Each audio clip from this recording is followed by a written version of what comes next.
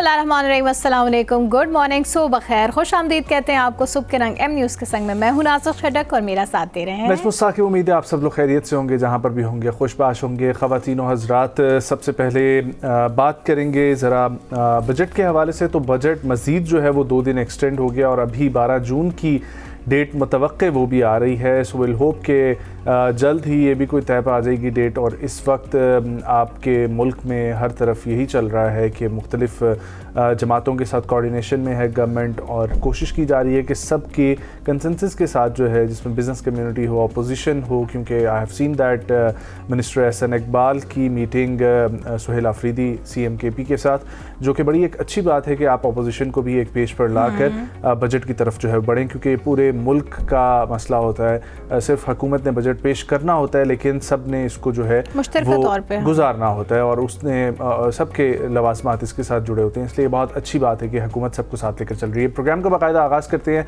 और सबसे पहले जिक्र करेंगे कि बैरून मुल्क से आने वाली तरसीलात ज़र के हवाले से, जहाँ पर तरसीलात ज़र भेजने वालों के लिए इनामात का ऐलान किया जा रहा है, क्योंकि बाहर से जो लोग ओवरसीज़ पाकिस्तानी मौजूद हैं, जब वो पैसा अपना भेजते हैं तो बहुत इम्पैक्ट पड़ता है जब डॉलर पाकिस्तान के अंदर आता है और इकॉनमी हमारी को बूस्टअप मिलता है। तो इसलिए bureau of immigration and overseas employment की जानिब से ओवरसीज़ पाकिस्तानियों के लिए सोनी धरती रेमिटेंस प्रोग्राम से रिलेटेड जो है वो मुतालिक मालूमात जारी की गई हैं, जिसमें कहा गया है कि हुकूमत पाकिस्तान के इदारे bureau of immigration and overseas employment ने बैरून मुल्क मुकीम पाकिस्तानियों के लिए ये प्रोग्राम इसलिए शुरू किया ताकि उनकी हौसला अफजाई की जा सके, वो कानूनी ज़राए से तरसीलात ज़र पाकिस्तान भेज सके। और मज़कूरा प्रोग्राम के तहत बैरून मुल्क मुकीम पाकिस्तानियों के लिए हर रेमिटेंस पर पॉइंट्स दिए जाएंगे, जिन्हें मुख्तलिफ सरकारी और निजी खदमात के हुसूल में इस्तेमाल किया जा सकेगा। एलामी में बताया गया कि इस प्रोग्राम में 4 दर्जात मुतारिफ करवाए गए हैं, जिनमें ग्रीन, गोल्डन, प्लैटिनम और डायमंड कैटेगरीज शामिल है। इन दर्जात का तयन सालाना तरसीलात ज़र की बुनियाद पर किया जाएगा, और हुक्काम का कहना है कि एक माली साल में $10,000 अमरीकी तरसीलात ज़र भेजने वाले को ग्रीन कैटेगरी में 1% इनामी पॉइंट्स मिलेंगे, जबकि $10,000 से $30,000 तक रकूम भेजने वालों को गोल्ड कैटेगरी 1.25% पॉइंट्स दिए जाएंगे। एलामी में मज़ीद बताया गया कि प्रोग्राम एंड्रॉयड और आईफोन सार्फिन के लिए मोबाइल ऐप की सूरत में भी दस्तयाब है, जिसके ज़रिए ओवरसीज़ पाकिस्तानी अपने पॉइंट्स और सहूलियात से मुतालिक मालूमात हासिल कर सकेंगे। तो अगर आप भी बैरून मुल्क रहते हैं और आप तरसीलात ज़र भेजते हैं, मोस्टली वैसे लोग किसी न किसी मद में भेजते ही होते हैं, सो ये आप लोगों के लिए बड़ी खुशखबरी है कि कुछ ना कुछ तो आप लोगों के लिए भी अब रखा गया है कि आप लोग जो हमारी इकॉनमी को बूस्ट या उसमें बेहतरी लाने के लिए जो आप लोगों की अपनी कंट्रीब्यूशन होती है, उसके एवज़ अब आपको भी उसकी मराहत मिल जाएंगी। आगे बढ़ते हैं, आपको बताते हैं नया बजट आने वाला है। तनख्वाहदार तबके के लिए बड़े टैक्स रिलीफ पर गौर किया जा रहा है, लेकिन IMF की मंजूरी का इंतजार भी किया जा रहा है। नए बजट में तनख्वाहदार तबके को बड़ा टैक्स रिलीफ देने के लिए हुकूमत को IMF की जानिब से तजावीज़ की मंजूरी का इंतजार है।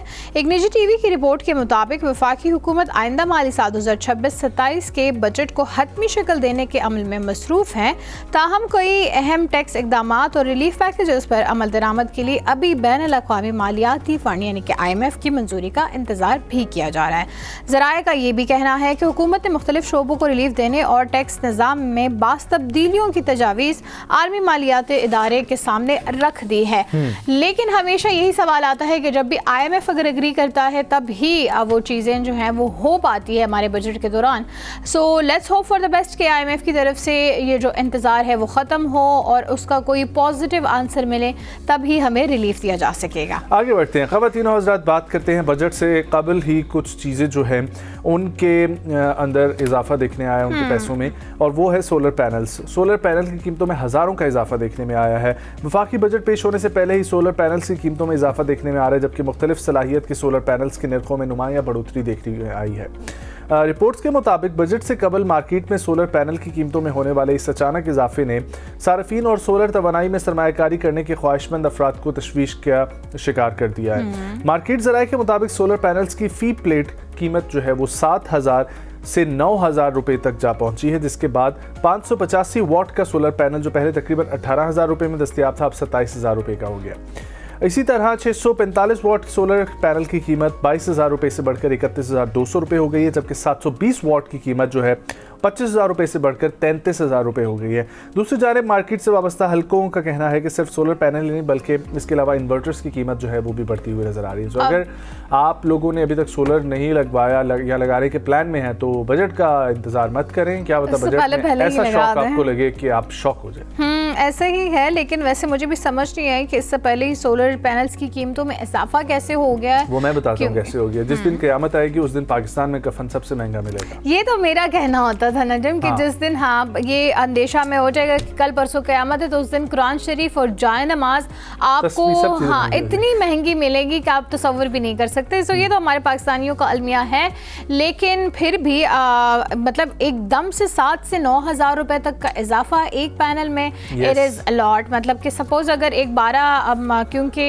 वैसे नेट मीटरिंग के तहत ही ज़्यादातर लोग लगवाते होते हैं, सो जो अब 12 लाख या 14 लाख का लगता था आई एम श्योर वो अब 18 लाख का हो गया होगा। तो अगर सिर्फ मैं भी यही बोल रहा था एग्जैक्टली कि हमने तो हजारों में गिनवाया ना कि जिनके पैनल क्लोजिंग डील उनकी अगर होती होगी 14 लाख रुपए में ग्रीन मीटर के साथ, तो अब वो उनको किधर पड़ता होगा 16 लाख का मिनिमम। क्योंकि एसीज और जब फ्रिजेस वगैरह उस पर चलते हैं तो आप अगर नेट मीटरिंग के तहत लगवाना चाहें तो 12 लाख से कम में तो वैसे ही आपको कुछ नहीं मिलता। तो आप हिसाब लगा लें 14 से 18 लाख तक ये बात चली गई है। और जिनकी फिर घर इससे भी बड़े होते हैं और वो ज़्यादा का लगवाना चाहें, फिर इंडस्ट्रीज की बात या फिर जो कॉर्पोरेट सेक्टर में ऑफिस के लिए लगता होता है वो एक अलग वो एक अलग चली जाती है। उन्होंने बिल्कुल सही मेंशन किया कि अभी ये तो हमने सिर्फ सोलर की पैनल्स की बात की है ना, इन्वर्टर्स भी इससे ज़्यादा, और उसका भी बताया भी नहीं गया कि उसमें कितने इजाफे का इम्कान है, बट उसमें भी।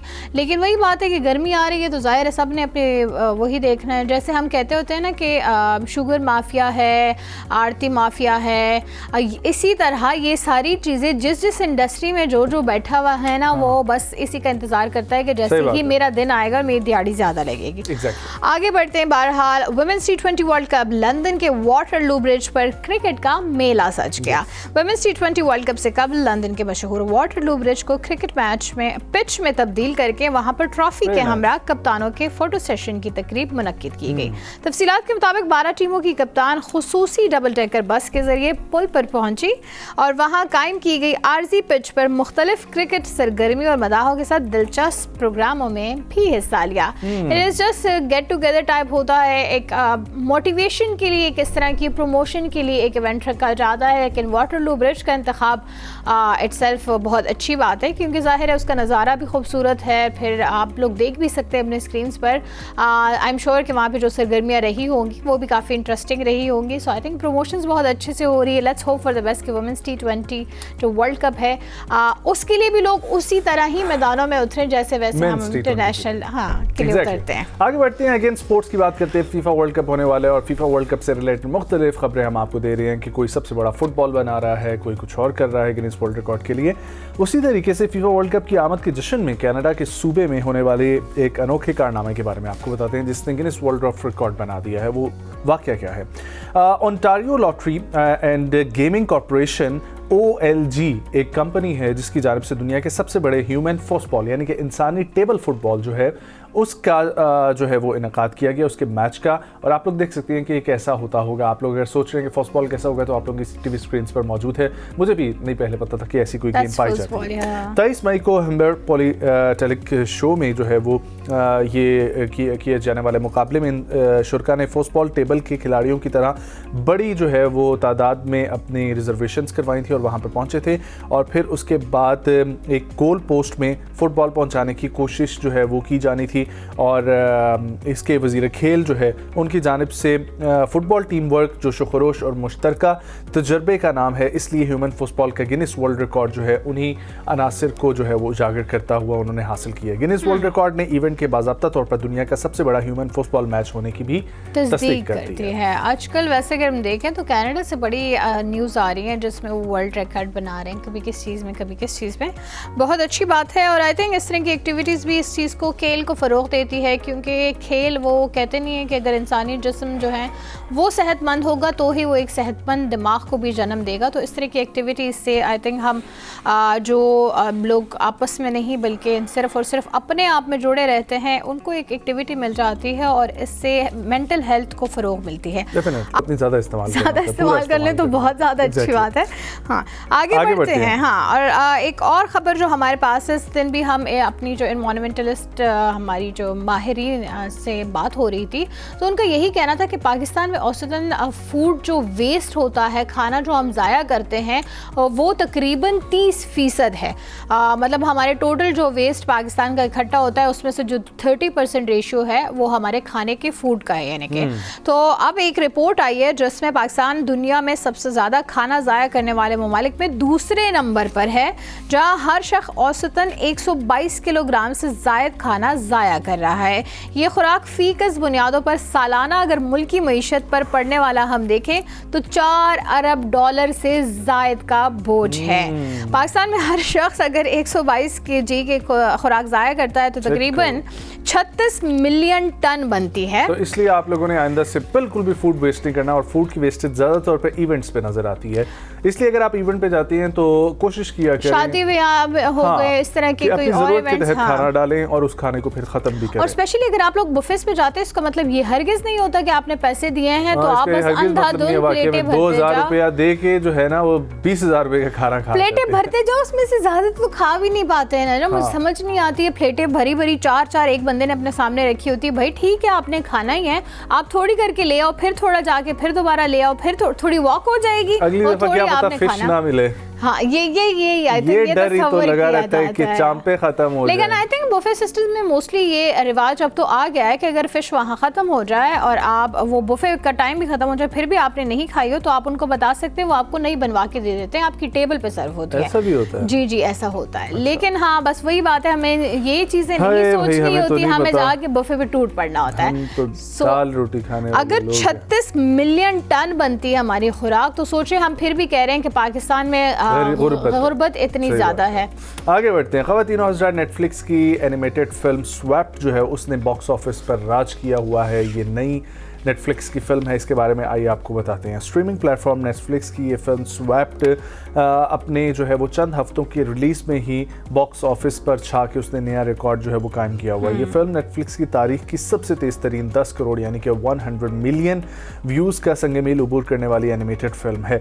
ये फिल्म स्काईडाइंस एनिमेशन और नेटफ्लिक्स का एक ज़बरदस्त इश्तराक है, जिसकी हिदायत नॉर्थन ग्रेनो ने दी है, जो इससे कबल भी डिज्नी की मारूफ एनिमेटेड फिल्म टेंगल्ड बना चुके हैं। और इसके अलावा फिल्म की कहानी के मरकज़ी किरदार एक जंगली जानवर पोको, जो एक और परिंदा जावान है, और ये दोनों एक दूसरे के रवायती दुश्मन हैं। लेकिन इत्तफाकन एक जादुई शय की वजह से इन दोनों की रूहें एक दूसरे के जिस्म में चली जाती हैं।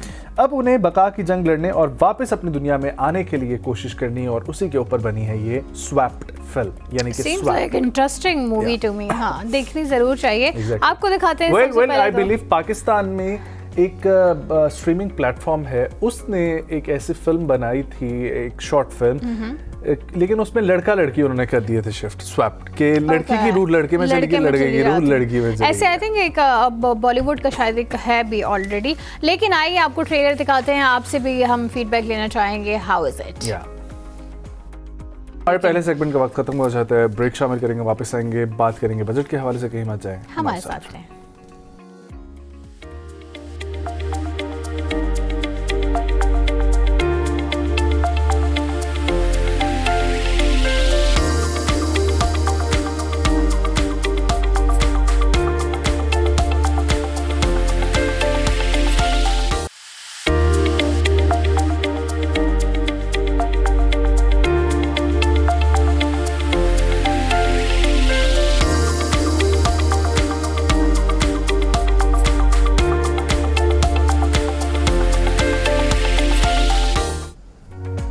Welcome back viewers. मुल्क में बजट पेश होने वाला है जिसकी पहली तारीख 5 जून आई, दूसरी 10, अभी मुतवक्का तौर पर 12 जून आई है, लेकिन इससे आगे भी बढ़ सकती है।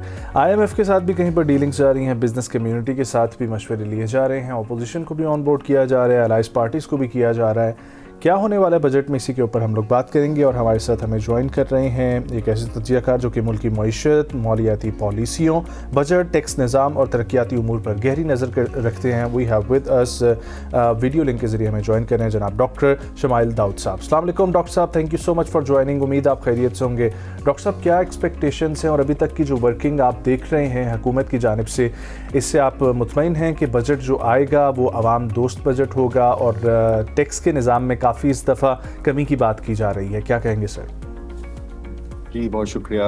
पहली बात तो ये आई थिंक आपके प्रोग्राम के ज़रिए बहुत से डिस्कशंस हो भी रही कि दर हकीकत ये हुकूमत के पास बहुत ज़्यादा लेवरेज इतनी नहीं है या इतनी स्पेस नहीं है, तो इसके अंदर रहते हुए ज़्यादा चांसेस हैं कि ये बजट भी जो है वो स्टेबलाइजेशन का ही बजट होगा, क्योंकि स्टेबिलिटी के साथ ही हम आगे चल रहे हैं और इसके अंदर बहुत मार्जिनली हुकूमत अपने लिए स्पेस क्रिएट करने की कोशिश कर रही है। जिस तरह गुज़िश्ता साल में भी उन्होंने कुछ अपने जो डेट्स हैं उनको जिसे कहते हैं क्लियर किया, और इसके अंदर रहते हुए स्टेबिलिटी को मद्देनज़र रखते हुए, यानी कि वही तमाम स्टेबिलिटी की चीज़ें जो पहले थीं, फिस्कल एक्सपेंडिचर्स को या अपने ट्रेड को थोड़ा सा उसके ऊपर नज़र रखते हुए, और इसके साथ साथ आपकी वही तमाम जो बिजली, गैस और यूटिलिटीज़ सब्सिडीज़ बल्कि रिमूव करने की ज़्यादा बातें हैं, सेल्स टैक्स बढ़ाने की बातें हैं। तो इसमें फौरी रिलीफ जो है या जो चांसेस हैं रिलीफ के वो कम होंगे, लेकिन वो ज़्यादा से ज़्यादा ये हो सकते हैं कि जो सैलरी क्लास है, जो कि पूरे एक साल में बहुत चर्चा भी रही और बहुत ज़्यादती भी है, उनके लिए शायद कुछ जो स्लैब्स हैं उसके अंदर कुछ रिलैक्सेशन हो और कुछ ब्रीदिंग स्पेस मिले। तो इसके अलावा कोई मेजर चंक्स एज सच नहीं है। हाँ, जो रिटेल सेक्टर को हुकूमत लाने की कोशिश कर रही थी, जिस तरह से एग्री को लाने में नहीं कामयाब हुई, रिटेल में कोशिश करते रहे, तो वो उसके लिए डेफिनेटली एक नई स्कीम सामने आ रही है जो पिछले सालों में नहीं कामयाब हो सकी। उम्मीद है कि उससे शायद हुकूमत के जो टैक्स की कलेक्शन है उसमें कुछ खातिर ख्वाह इजाफा होने के चांसेस हैं। डॉक्टर शमाइल साहब, आपके कहने के मुताबिक कि टैक्स में सब्सिडी जो है वो कम ही हमें नज़र आ रही है, आवाम को रिलीफ कम ही देने की तवक्का है, तो क्या ये जो डेट्स आगे पीछे हो रही हैं, जो डिले हमें नज़र आ रहा है, वो भी इसी वजह से आ रहा है कि IMF के सामने कुछ शराइत रखी गई हैं, लेकिन उनकी चूँकि मंजूरी का भी हमें इंतज़ार है, तो इसलिए हम कोई डिसीजन भी नहीं ले पा रहे, इसीलिए हम बजट की डेट्स जो हैं वो आगे कर रहे हैं ताकि हमें उनकी तरफ से कोई इजाज़त मिल जाए? Is that true? जो अभी तक की अंडरस्टैंडिंग है वो ये है कि ये जो डिलेज हैं ये इससे IMF से तो बहुत अरसा पहले से राब्ते में रहे हैं, लेकिन इसमें ज़्यादा चांसेस हैं कि जो सूबों की जो डिवीजन है, डिविजिबल पूल के बारे में जो बातचीत है उसमें डिफरेंस ऑफ ओपिनियन है। असल में IMF चाहता है कि जो पंजाब और तमाम सूबे जो पहले हम उनको डिविजिबल पूल में 57% देते हैं, वो अपनी लायबिलिटीज जो हैं वो भी उसमें अपना हिस्सा डालें, यानी कि डेट पेमेंट की तरफ जाएं, अपने टैक्सेस बढ़ाएं। और एग्रीकल्चर जो कि 22% पूरे निज़ाम का हिस्सा है, वो आपको पता है 0.1% सिर्फ कलेक्शन है, उसको बढ़ाने की कोशिश है, क्योंकि वो अगर देखा जाए तो पूरी हुकूमत और पूरा मुल्क जो है वो 22% निकाल दें आप उसमें से, तो वो फिर अपना हिस्सा नहीं डाल रहा अपनी एक्सचेकर की तरफ।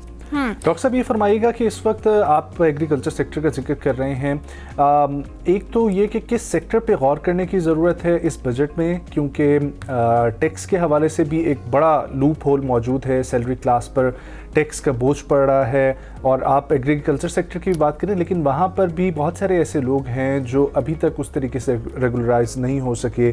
टैक्स नेट और टैक्स रेशो का हमेशा से हमारे यहाँ मसला रहा है। सो एक तो टैक्स के निज़ाम के हवाले से बताइएगा, और दूसरा आपके अंदाजे के मुताबिक क्या लगता है किस सेक्टर पे ज़्यादा गौर करना चाहिए हुकूमत को इस बजट में? देखिए, हुकूमत को डेफिनेटली एक्सपोर्ट की तरफ ज़्यादा फोकस करना है, और इसमें एक्सपोर्ट इंडस्ट्रियलाइजेशन, क्योंकि आप देखें कि पूरी जो इकॉनमी है वो ओवर लास्ट कई दहाइयों में वो कंजम्पशन लेड बन चुकी है, और जिसी की वजह से हम इंपोर्ट पे बहुत ज़्यादा दारोमदार होता है, और जब इंपोर्ट का जो हुजम है वो बढ़ता है तो हमारा जो खसारा है वो बढ़ जाता है, और फिर हमें वो बाहर देने के लिए पैसे कम होते हैं हमारे पास फॉरेन करेंसी में। हुकूमत का ज़्यादा फोकस जो है वो एक्सपोर्ट लेड होना चाहिए, इंडस्ट्री लेड होना चाहिए। एक्सपोर्ट के अंदर इंडस्ट्री के अलावा ऑब्वियसली आईटी और आईटी से रिलेटेड जितने भी जुड़े हुए वो हैं, आई थिंक एक बहुत बड़ा अपॉर्चुनिटी एग्जिस्ट करता है जो रिलेटिवली आसानी से हो सकता है, मतलब कंपेयर टू इंडस्ट्री, वो है आपका ब्लू कॉलर्ड आपकी एक्सपोर्ट ऑफ ह्यूमन रिसोर्स। जाहिर बात है मुल्क में हालात को मद्देनजर रखते लोग बाहर जाना चाहते हैं, तो क्यों ना उनको हम ट्रेन करके ब्लू कॉलर्ड यानी टेक्निकली बेहतर, जैसे कि हम लेबर क्लास को सिर्फ भेजें, हम ब्लू कॉलर जो लोग हैं ट्रेन करके उनको सारी दुनिया में भेजें, ताकि हमारा जो एक बहुत बड़ा मुल्क को सहारा देने का जो एक तरीका है वो एक्सपेक्ट्स का रेमिटेंसेस है। लेकिन अगर मैं एक एग्जांपल देता हूँ, नर्सेज की बात करते हैं या टेक्निकली साउंड जो हेल्थ केयर से रिलेटेड लोग हैं, इसी तरह से और हमारे टेक्निकली मुख्तलिफ शोबे हैं जो बाहर अगर जाएं और ट्रेंड हों, तो उसमें हमने बातें तो बहुत सालों से की हैं, लेकिन उसमें हमने खातिर ख्वाह रिजल्ट्स नहीं हासिल किए। और बेसिकली जो टैक्स कलेक्शन की भी आप बात कर रहे हैं, टैक्स कलेक्शन बदकिस्मती से पूरे मुल्क में अभी भी ज़्यादातर जो चाहे वो सैलरीड क्लास हो, चाहे कॉर्पोरेट कंप्लायंस सेक्टर हो, उसी के ऊपर बोझ पड़ता है। और अगर आप देखें कि बाकी जो अनडॉक्यूमेंटेड सेगमेंट है उसके साथ हुकूमत नेगोशिएट कर रही होती है या उसके सामने घुटने टेक देती है, तो असल सारा मसला रिफॉर्म्स का है, और वो डिफिकल्ट रिफॉर्म्स हैं और वो बहुत स्लो हुए, तो वो जब तक नहीं होंगे तो हमारा। लेकिन सर इशू कहाँ पे आता है? आया हम फेडरली जो निज़ाम एक तरतीब देते हैं हम उसे इम्प्लीमेंट नहीं कर पाते, या फिर हम वो सूबों से इम्प्लीमेंटेशन में कहीं ना कहीं भूल चूक रह जाती है? क्योंकि कई टाइम से हम ये भी सुन रहे हैं कि जी सेंसस का भी इवन इशू आ रहा है सूबों को, कि अगर जो है सेंसस नहीं होगी टाइम पे तो फिर बजट एलोकेशन जो होगी वो किस मद में हो सकती है। सो क्या सूबे अपना काम जो है वो ठीक से कर नहीं पा रहे, या वो करना नहीं चाहते लेकिन वो सिर्फ और सिर्फ बजट लेना ज़रूर चाह रहे हैं? तो इशू हमें आ रहा है अगर कलेक्टिवली हम बात करें।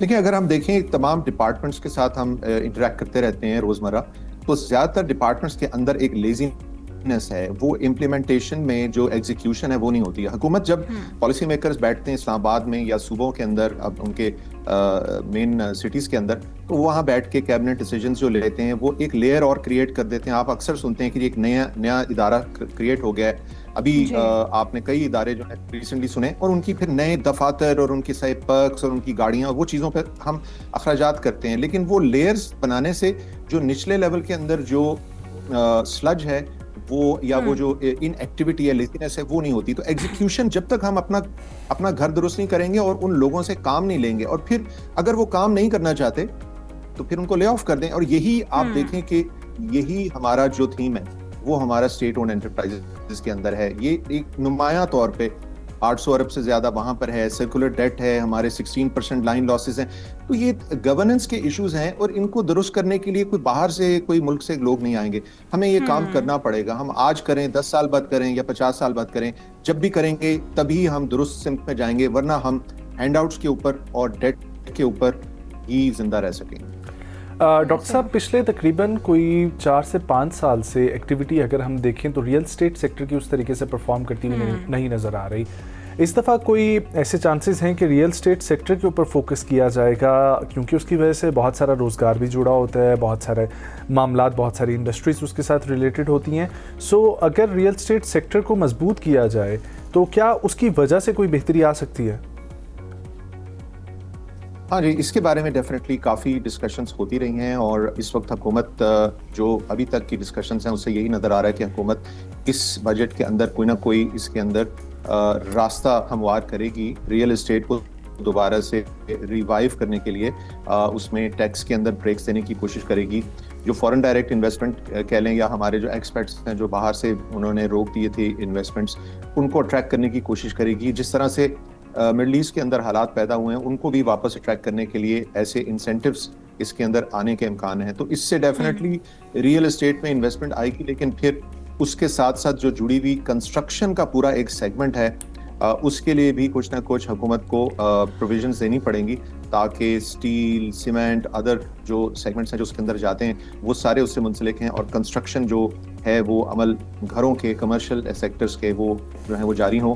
इससे ऑब्वियसली 40 से ज़्यादा इंडस्ट्रीज हैं वो फिर जो जुड़ी हुई हैं वो चलेंगी, तो उससे एक मल्टीप्लायर इफेक्ट आएगा और इकोनॉमी के लिए एक पॉजिटिव डॉक्टर शमाल साहब, आपने जब वो एग्रीकल्चर का जिक्र किया कि 22% होना चाहिए बट वो नहीं है, लेकिन हमारे यहाँ इतनी कैपेसिटी, इतना पोटेंशियल मौजूद है, हमारे पास इतनी ज़रूरी ज़मीनें मौजूद हैं कि जिस पर काश्त करके हम ये खसारा अपना बर्पा कर सकते हैं, लेकिन why is in government focused on that कि जो हमारे अपने वसाइल हैं उनको यूज़ किया जाए, उनको यूटिलाइज़ किया जाए, पाकिस्तान की इकॉनमी एक बेहतर कॉन्ट्रीब्यूशन हो सकती है।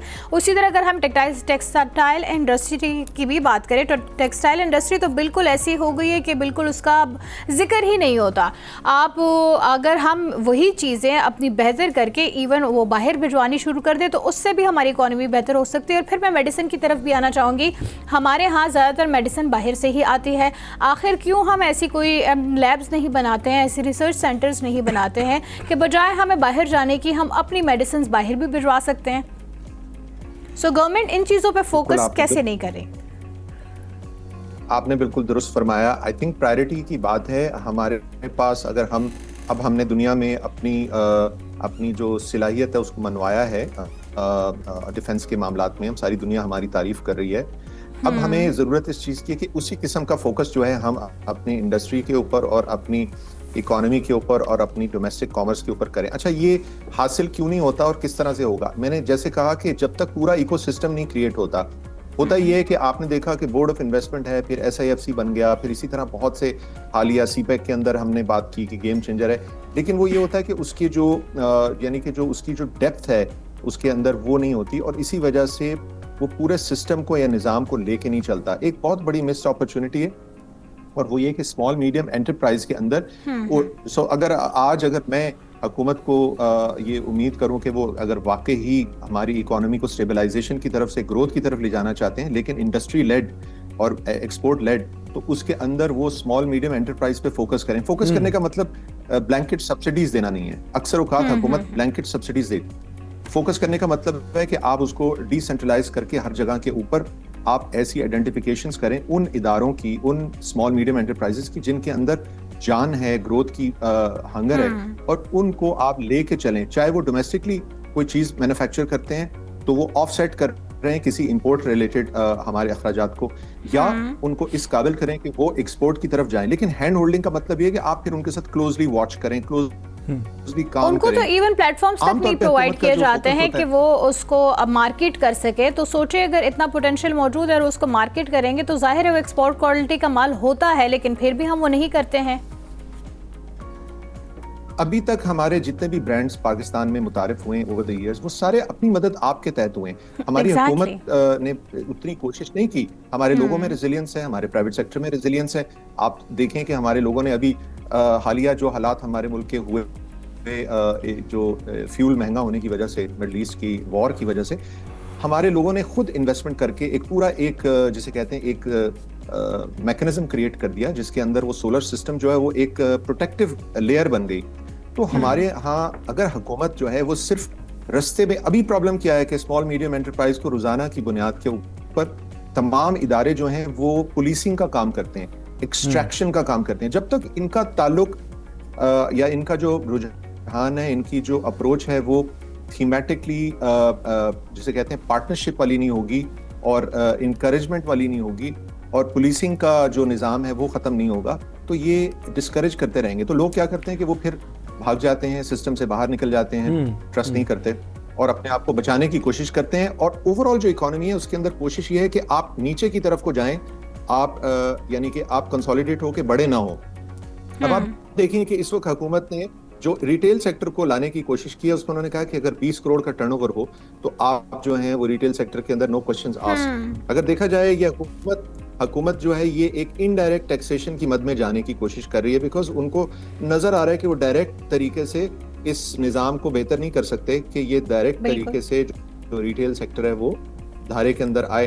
तो अगर देखा जाए तो हम we are giving in towards indirect collection of taxes, चाहे वो लेवी के जरिए हो, चाहे वो गैस की लेवी के जरिए हो, चाहे वो इलेक्ट्रिसिटी की लेवी के जरिए हो, या आपके सेल्स टैक्स को अब 1% बढ़ाने की बात हो, कस्टम्स के लेवल के ऊपर, इंपोर्ट के लेवल के ऊपर हो, रेगुलेटरी ड्यूटी के जरिए हो।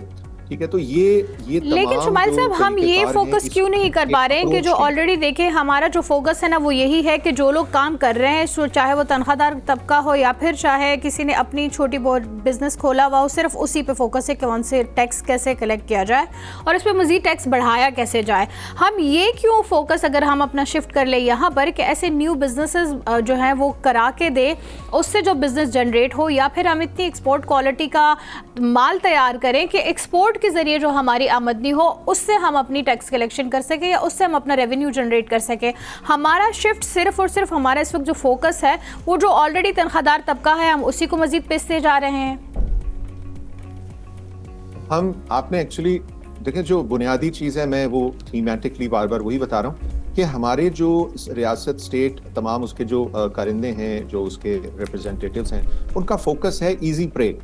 अब सैलरी तबका जो है वो इजी प्रे है, ठीक है। वो अगर मजमूई तौर पे पूरी इकोनॉमी के अंदर 1% का हिस्सा नहीं है जीडीपी का, लेकिन वो 300 से 400 बिलियन जिसे कहते हैं वो टैक्स में जमा कराते हैं, और उसके अंदर वो कंपेयर करें तो रिटेल उससे पीछे रह जाता है, एग्रीकल्चर उससे पीछे रह जाता है, बहुत से सेगमेंट वो थर्ड बिगेस्ट यानी कि कंट्रीब्यूटर हैं।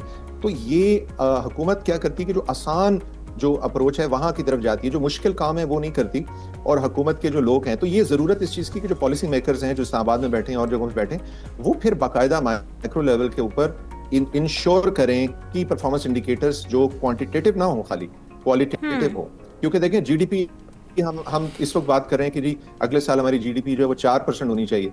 हमें ये देखना है कि जीडीपी की ग्रोथ आनी कहाँ से है। क्या जीडीपी की ग्रोथ गाड़ियों की खरीदो फरोख्त से आनी है जो इंपोर्ट होनी है, या कोई और प्रोडक्ट है जो बाहर से आनी है? तो वो कंजम्पशन लेड होने की बजाय प्रोडक्शन लेड होनी चाहिए कि हमारी इंडस्ट्री के अंदर जो पूरा निजाम है ट्रांजैक्शन है उससे हमारी जीडीपी ग्रोथ हो, ना कि सिर्फ कंजम्पशन से हो। कंजम्पशन होनी चाहिए लेकिन पूरी तरह उसके ऊपर डिपेंडेंट नहीं होना चाहिए। ये किस तरीके से हमें देखना है, मैनेज करना है कि एक्सटर्नल पेमेंट्स जो है हमारी, चाहे वो आईएमएफ के साथ हमारी डील है या कोई और एक्सटर्नल हमारे पेमेंट मेथड हैं, वो किस तरीके से हमने पूरे करने हैं। और गवर्नमेंट इस वक्त जो सोच रही है कि ये शायद लास्ट आईएमएफ प्रोग्राम हो, तो आपकी स्टडी के मुताबिक जो इस वक्त की कंडीशन है हमारी और जो बजट पेश किया जा रहा है, और पाकिस्तान के चाहे एसआईएफसी की हम बात करें, जितने भी सेक्टर्स की बात करें, इतनी पोटेंशियल या ग्रोथ है हमारी कि हम लोग इस आईएमएफ के पैकेज से निकल जाएंगे और फिर नेक्स्ट टाइम हमें दोबारा जरूरत नहीं पड़ेगी। Is it even possible at this time? देखिए इस टाइम के ऊपर आई विल बी ऑनेस्ट, अभी स्टेज के ऊपर स्टेबिलिटी है, आगे भी स्टेबिलिटी की तरफ जा रहे हैं, ग्रोथ की तरफ तो जा नहीं रहे। तो जब तक हमारी जो पूरे मुल्क की जो आबादी है उस तकरीबन 3% के लगभग करीब हम ग्रो कर रहे हैं। तो हमें हमारी इकोनॉमी को 6-7% जब तक हम ग्रो नहीं करेंगे, तो हम अपनी जो यूथ हैं उनको अभी जॉबलेसनेस इतनी हाई है, हमें उन लोगों के लिए मौके पैदा करने हैं। तो सही बात। जो आपका सवाल है कि किस तरह से ये होगा, ये उसी सूरत में हो सकता है कि हम फिस्कल स्पेस अपने लिए क्रिएट करें। वो कहाँ से आएगी? देखें अभी हमारा डेट है, वो डेट को कम करना है बतदरीज, लेकिन वो कैसे हो सकता है? अपने अखराजात को, हमें हुकूमत के अखराजात जो हैं यानी उनका जो फुटप्रिंट है या उनकी वजह से जो अखराजात हैं, ठीक है, तो वो कम करें। और जो गैर ज़रूरी यानी कि हर जो खर्च है, हर जो रुपया खर्च हो रहा है उसकी वैल्यू क्या है, यानी वो किस तरह से हमारे एक्सचेकर को और हमारे सोसाइटी को वैल्यू देती है। जस्ट बिकॉज के वो हम कर रहे हैं या वो सिस्टम बना हुआ था या वो इदारा बना हुआ था, तो जो आर्केक किस्म के बड़े बड़े इदारे हैं जिनका कोई मकसद ही नहीं है, उनको बंद करें, गैर ज़रूरी, और फोकस करें। और दुनिया की जो तरक्की याफ्ता इकोनॉमीज़ हैं उनके मुकाबले में हमारा हुजम आज भी हुकूमत का फुटप्रिंट या हमारे जो लोग हैं और हमारे जो पर्क्स हैं वो बहुत ज़्यादा जो हैं वो उनके जो तयश टाइप बन रहे हैं, इनको ख़त्म करें और लोगों की सतह पे आएँ, उनके मसाइल समझें। जब तक ये हम जिसे कहते हैं सिंप्लिसिटी और मिनिमलिज्म की तरफ नहीं जाएंगे और हम फोकस तरीके से काम नहीं करेंगे, उस वक्त तक ये जो पुराना स्टाइल है कि जिसके अंदर हम कोई वॉइस रॉय हैं या उस तरह हैं और ये पुलिस स्टेट है और हमारे नीचे बेचारे लोग जो हैं वो रियाया है, ये हमें खत्म करना पड़ेगा। तभी sir what about the energy sector and energy crisis, और उसके फिर साथ जो हम लोग ये बेयर कर रहे हैं सर्कुलर डेट का, लाइन लॉसेस का मसला, इसकी वजह से बारे में वैसे क्या कहेंगे? बजट देखें, ये हम हर साल जो हैं, आप ये देखें कि जो पैसे हम कैपेसिटी पेमेंट्स के अंदर दे रहे हैं, या नॉन प्रोडक्शन होने के बावजूद दे रहे हैं। आप इमेजिन करें कि वो हमारी हेल्थ या हमारे एजुकेशन या हमारे मुल्क के अवाम की किसी भी इंडस्ट्री में लगे, ये बहुत बड़ा नुकसान है। ठीक है, ये बहुत बड़ा नुकसान है। तो ये हमें अब सुनने में आ रहा है कि शायद कुछ जो इन्होंने नेगोशिएट किए हैं उस पे कुछ हमें कुछ सपोर्ट मिल जाए और लोगों को कुछ ब्रीदिंग स्पेस मिल जाए। लेकिन ये अब हमें थोड़ा सा फास्टर करना पड़ेगा। ये नहीं हो सकता कि हर साल हम एक आध चीज प्राइवेटाइज कर दें। तो इस तरह तो एक सदी चाहिए। तो एक सदी से पहले तो हमारी आबादी इतनी आगे चली जाएगी कि ये पीछे रह जाएंगे। तो वी नीड टू स्टार्ट, जिसे कहते हैं गेट योर एक्ट टुगेदर, और अपने जो काम है उनको थोड़ा सा तेज करें। ये जो सुस्त रवैये है इसके साथ जो है हम आगे नहीं निकल सकेंगे।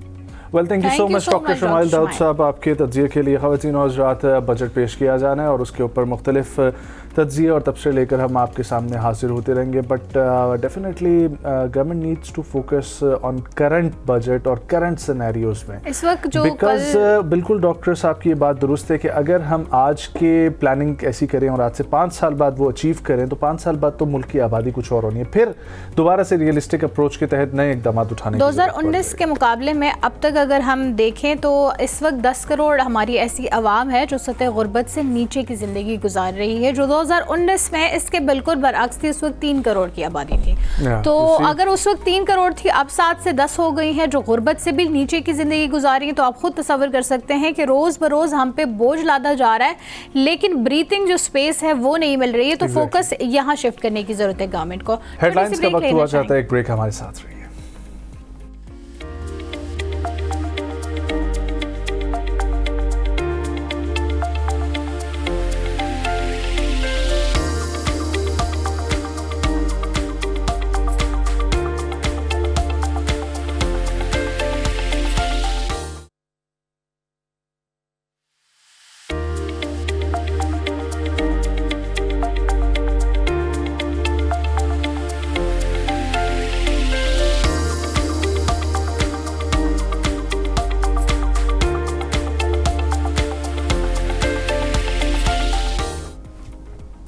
वेलकम बैक नाजरीन। और इस सेगमेंट में हम बात करेंगे एक ऐसी बासलाहियत खातून डिज़ाइनर से जिन्होंने फ़ैशन इंडस्ट्री में एक नाम बनाया है। न सिर्फ वो ख़वातीन के कपड़े बनाती हैं बल्कि वो मेंस वेयर का भी करती हैं। और बहुत सारे उनके ऐसे क्लाइंट्स हैं जो टोटल उनकी वार्डरोब ही यूज़ करते हैं। वार्डरोब से मुराद सिर्फ उनके कपड़े नहीं बल्कि जूते और मतलब जो एक स्टाइलिंग का पूरा प्रोसीजर होता है वो पूरा वो देखती हैं। और ऐसे आई थिंक बहुत कम लोग होते हैं जिनको कलर कॉम्बिनेशन का भी पता हो, आपकी स्किन के साथ कौन से टोन्स जाएंगे, कौन से में आप ज़्यादा जाज़िब नज़र आएंगे।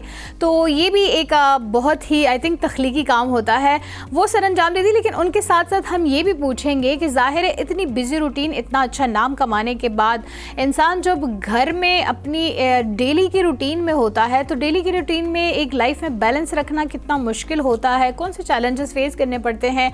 और ज़ाहिर है इंसान को मैनेज करके एक माइलस्टोन अचीव करना कि आपकी फैमिली में भी बैलेंस रहे और आपके काम में भी बैलेंस रहे, वो कितना ज़रूरी होता है। इन सब पर बात करने के लिए हमारे साथ मौजूद हैं फैशन डिज़ाइनर हैं बीना सईद। अस्सलाम वालेकुम बीना। अस्सलाम वालेकुम। Thank you for coming Beena. Thank you so much. आप ड्रेसेस लेकर आई हैं, definitely I will wear those tomorrow. But मुझे ये बताएं कि फैशन इंडस्ट्री का इंतखाब करना, ज़ाहिर है हमें एक तो होता है कि ख़वातीन को वैसे ही आई थिंक शायद पसंद होती है एस्थेटिक या इस तरह की चीज़ें, लेकिन आपने इस चीज़ का इंतखाब क्यों किया? मैं बचपन से अपनी अम्मी को देखा करती। मेरी अम्मी का पहनना ओढ़ना बहुत खूबसूरत, बहुत स्टाइलिश, एलिगेंट था। तो बस उनको देख के फिर मेरी अम्मी खुद करती थी, खुद अपने कपड़ों को सिलाई करना, डिज़ाइन करना। उनसे मुझे काफ़ी इंस्पिरेशन थी। उसके बाद फिर आहिस्ता आहिस्ता ये बढ़ता गया, तो मैंने इसको खुद फिर शुरू कर दिया। ज़ाहिर है इसके लिए एजुकेशन के बगैर तो आप कुछ नहीं कर सकते। बिल्कुल ऐसे है। फिर प्रॉपर मैंने इसकी एजुकेशन ली और उसके बाद मैंने स्टार्ट किया। यू स्टार्टेड बिफोर मैरिज या फिर आपने शादी के बाद अपने प्रॉपर एक ये शादी के आई थिंक 15 इयर्स के बाद। अच्छा, 15 साल के बाद जी, जब मेरे बच्चे बड़े हो गए फिर मैंने ये स्टार्ट किया।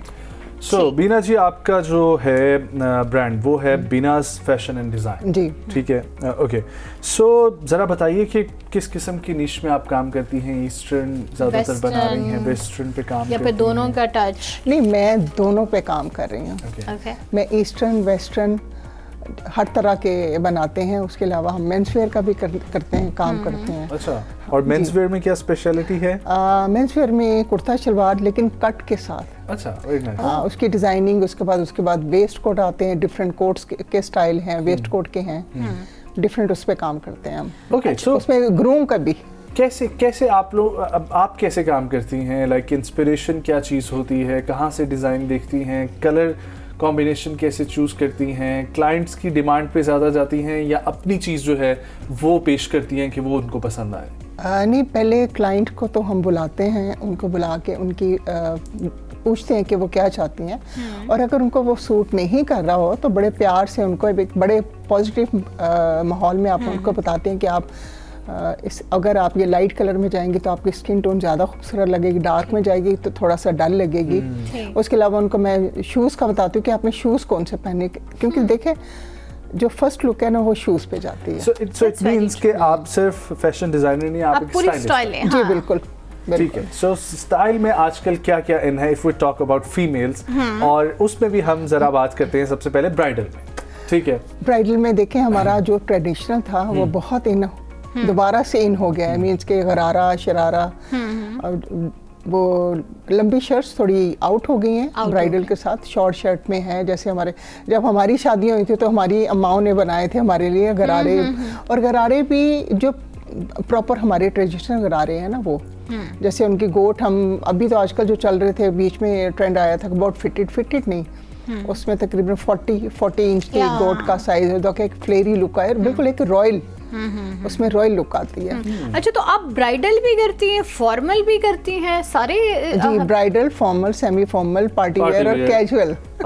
And you do it alone, आपके साथ, या फिर जाहिर है आपके आगे एम्प्लॉयज होंगे, कॉलीग्स होंगे, कौन कौन आपके साथ? जी, डिजाइनिंग के अगर कहे तो वो मैं खुद अकेले हैंडल करती हूँ, बाकी मेरी पूरी टीम है जो मेरे साथ काम करती है। प्रॉपर सब बैठ के डिस्कस करते हैं, हम स्केचेस बनाते हैं। अच्छा। फिर क्लाइंट को बुलाते हैं, उनको बिठा के स्केच बना के उनको बताते हैं कि आपको ये चीज़ अच्छी लगी, आप इस कट में जाएं। क्योंकि बहुत सारी, बल्कि मेरे जैसी औरतें, वो हम तो कहते हैं ना कि हम 30s में लगे, लेकिन जो है वो तो है, लेकिन हम उसको कट्स में कलर की मदद से हम उनको थोड़ा सा स्लिम दिखाते हैं। वैसे बीना जी, मेरा एक छोटी सी मेरा ख्याल है ज़ाती तौर पर, Recently I got married like 5 months ago.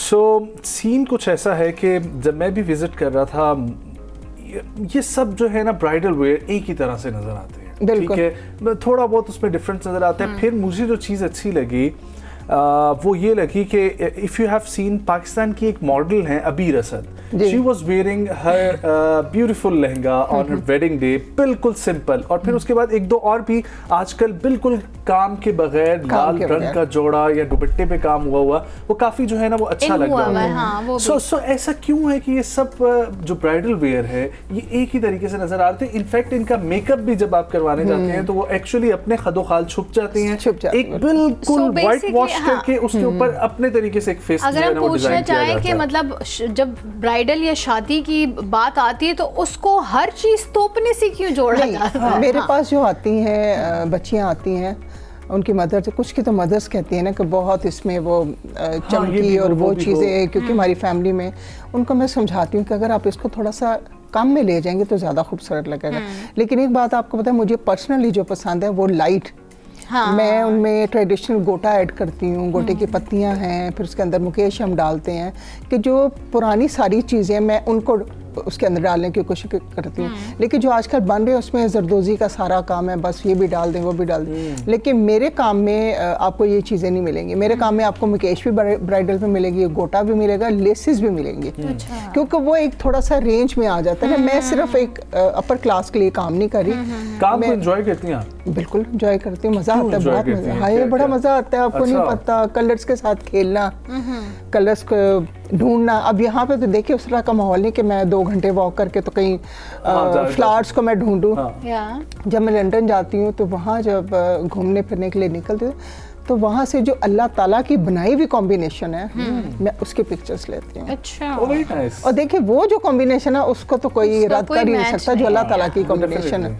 और इतनी खूबसूरत है कि हमारे यहाँ पे किसी एक डिज़ाइनर ने बनाया था ड्रेस, तो मैं जब वहाँ पे देखा तो सेम वही फ्लावर, कि मैं इतना हैरान हुई अच्छा। कि सेम वही फ्लावर्स और वही कॉम्बिनेशन जो उनकी शर्ट पे, थोड़ा बहुत तो जाहिर है डिफरेंस तो होता है, थोड़ा बहुत, लेकिन मे भी हो सकता है उन्होंने भी वहाँ से कुछ इस तरह के फ्लावर से इंस्पिरेशन ली। एक और जो चीज़ है, मैंने क्योंकि डिफरेंट ओकेजन्स पे जाके देखा है, लड़कियों के पास पार्टी वेयर के लिए भी कुछ नहीं है मार्केट में, बहुत लिमिटेड ऑप्शंस असल में रिपीटेडली सेम ऑप्शंस। एग्जैक्टली। देखिए पार्टी वेयर में जो हमारे यहाँ पे ट्रेंड है वो कि उसके ऊपर कुछ कोई काम कर दें, कुछ मशीन का कर दें, कुछ इस तरह का कर दें, लेकिन ये थोड़ा सा हमें ना ट्रेंड चेंज करना चाहिए, हमें प्लेन की तरफ भी आना चाहिए। अगर आप कट्स में पहने तो पार्टी वेयर में बहुत खूबसूरत लगते हैं। जैसे मैं काफ्तान बनाती हूँ, उसके अलावा मैंने वेस्टर्न को ईस्टर्न में मिक्स करके काफ़ी ड्रेसेस बनाए, तो वो भी बहुत अच्छे लगते हैं।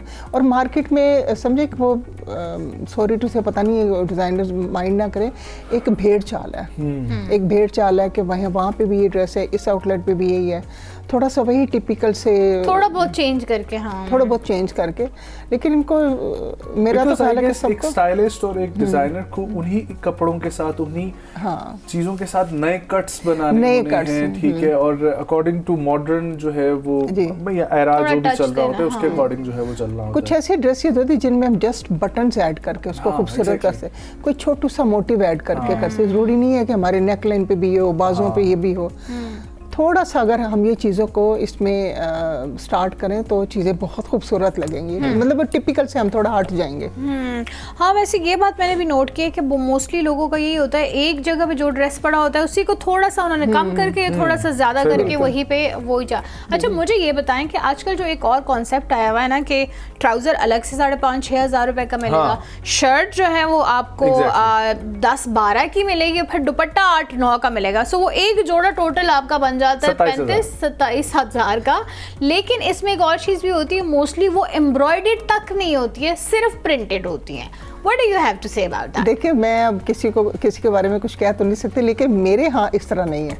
आपके यहाँ एक ही जोड़ा है 35,000 का? नहीं नहीं नहीं, मेरी रेंज बहुत कम से मैं स्टार्ट करती हूँ। बता दें प्लीज, हाँ, क्लाइंट के तकरीबन 10 से हम स्टार्ट करते हैं, ठीक है। लॉन के इससे भी कम में है, अच्छा, लॉन के इससे भी कम में है, और 10 से स्टार्ट, उसके बाद फिर ग्रेजुअली जो क्लाइंट की डिमांड होती है उसके मुताबिक हम आपके स्टाइल के साथ साथ हम अपने टीवी पे प्ले कर रहे हैं, लोग देख रहे होंगे। अच्छा, मुझे ये बताएं, आपके सिंपल प्रिंटेड में भी होते हैं या फिर नहीं, बस एम्ब्रॉयडरी या इस तरह मुकेश और इन सारी चीज़ों से? हमारे सिंपल भी होते हैं, 2 पीस भी हैं, 3 पीस भी हैं, एम्ब्रॉयडर्ड भी हैं, लेकिन मेरी एम्ब्रॉयडरी वो नहीं होती जो मार्केट में मिल रही है। मैं इंडिविजुअली एक पीस पे खुद काम करवाती हूँ, इसलिए वो थोड़ा सा शायद क्लाइंट को महंगा लगे, लेकिन मैं एक अलग से हम कस्टमाइज करते हैं। ओके। अगर आप हमें अपने वैसे ये बाजू दिखाए, इसमें जो आपने कलर्स कॉम्बिनेशन यूज किए, क्योंकि वैसे अगर ब्लैक एंड व्हाइट का हम कॉम्बो देखें ना तो उसके साथ हाँ सिंपल होता है, तो आपने क्या सोच के, क्या क्रिएटिवनेस आपके माइंड में? ये मैंने एक फ्लावर से ली थी कॉम्बिनेशन, बिल्कुल सेम एक फ्लावर के ऊपर था ये।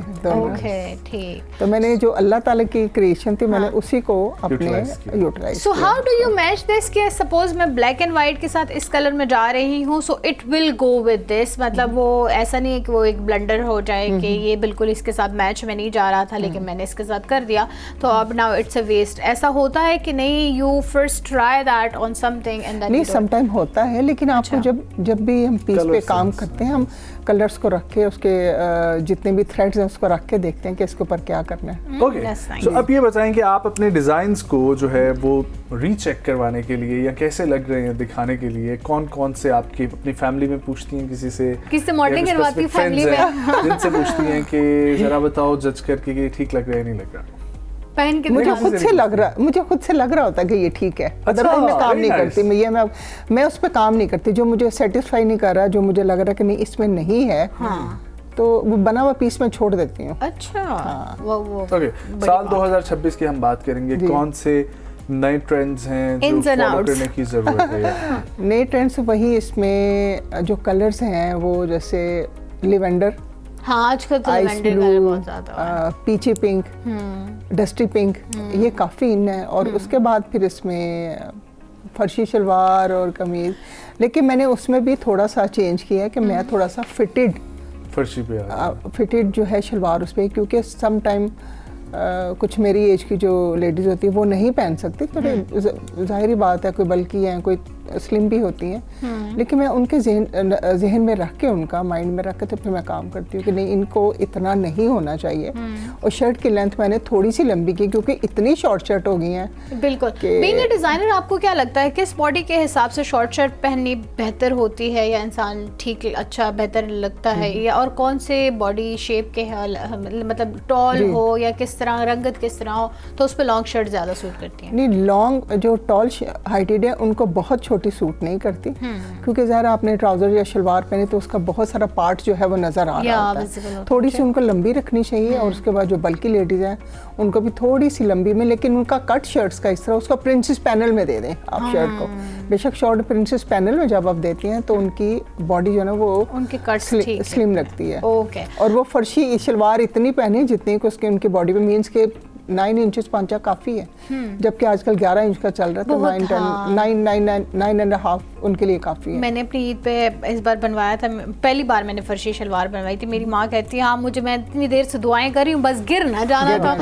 सो नहीं, आपके ऊपर जो आपका है उसके आपके ऊपर तो सब कुछ अच्छा लगेगा। Thank you so very much. अच्छा, अब मुझे ये बताएं कि हमने इस कपड़ों के बारे में तो बात कर ली, अब हम बात करते हैं how do you manage all this. देखें, घर की जिम्मेदारियाँ होती है, आपने शादी के 15 साल बाद बेशक काम शुरू किया, लेकिन जब शुरुआत की तो जाहिर है आप उससे पहले अपने घर पे और बच्चों पे फोकस कर रही थी, उसके बाद आपका फोकस जो है वो थोड़ा डिस्ट्रीब्यूट हो गया दो चीज़ों में। सो इनिशियली कितना मुश्किल था और अब जो है वो किस तरह? जाहिर है अब तो माशाल्लाह आपके बच्चे बड़े हो गए होंगे। नहीं, मुझे इनिशियली भी मुश्किल नहीं लगा क्योंकि उससे पहले मैं एग्जीबिशन मैरियट सेरीना में किया करती थी। अच्छा, जस्ट एग्जीबिशंस करती थी, उसके बाद मैंने फिर काम स्टार्ट किया। इसमें ये होता है कि आपको टाइम सेट करना पड़ता है। ठीक है, बच्चे माशाल्लाह बड़े हो गए, वो यूनिवर्सिटी गोइंग मेडिकल कॉलेज में जाना शुरू कर दिया। अच्छा, माशाल्लाह। बेटियां भी माशाल्लाह से, इसलिए मुझे कोई बहुत ज़्यादा मुश्किल नहीं लगा इस काम को करना, लेकिन मैनेज मैं कर लेती हूँ। और अभी तो माशाल्लाह सब अपने अपने घरों में खुश है, सबकी शादियाँ होंगी, मेरे ग्रैंड चिल्ड्रन है, मैं उनको एंजॉय करती हूँ। तो अभी जो है वो पूरा टाइम काम के लिए, फुल टाइम काम ही काम, बस साथ एंजॉय करती हूँ। सो ग्रैंड चिल्ड्रन अब उनके लिए भी छोटे छोटे आप कपड़े बड़े मजे के बनाती हूँ उनके लिए। अच्छा, वो मुझे ऑर्डर्स देती हैं। अच्छा, बकायदा फोन पे मुझे कहती हैं कि मामा, वो मुझे मामा ही कहती हैं सब बच्चे। तो ये जो है ना कलर ऐसे होना चाहिए और इनके ऊपर कुछ चमकी चमकी आप लगाते हैं ना, स्टोन टाइप कुछ आप लगा दें, लेकिन बहुत ज्यादा नहीं होना चाहिए। और फ्रेल इतना होना चाहिए, स्लीव्स बेशक आप लॉन्ग लेंथ में कर दीजिए। ये माशाल्लाह अभी से डिजाइनर बन रही है, देख लिया माशाल्लाह। अच्छा, तो मुझे ये बताएं आपकी जो बहुएं हैं, राइट, सो उनके साथ आपका रिलेशनशिप कैसे है? क्योंकि नाउ यू आर देखिए बिजनेस वुमेन है, घर भी संभालती हैं, बाहर अपना काम भी संभालती हैं, लेकिन साथ ही बहुत सारी चीज़ों में ना कमी बेशी खातून से रह जाती है कि वो अपने घर को चूंकि मैनेज करते हुए इतना फोकस नहीं कर पा रही होती, तो कहीं ना कहीं कुछ ना कुछ इग्नोर हो जाता है। So how is your relationship with? मेरा रिलेशनशिप अपनी बेटियों के साथ, अपने बेटों के साथ, स्पेशली अपनी बहुओं के साथ बहुत अच्छा है। और वो उधर लंदन में सेटल्ड है दोनों, तो वो आती हैं तो बड़ा मज़े से टाइम गुजरता है। फील नहीं होता कि ये बहू हैं, क्योंकि मैंने उनको इतनी स्पेस दी है।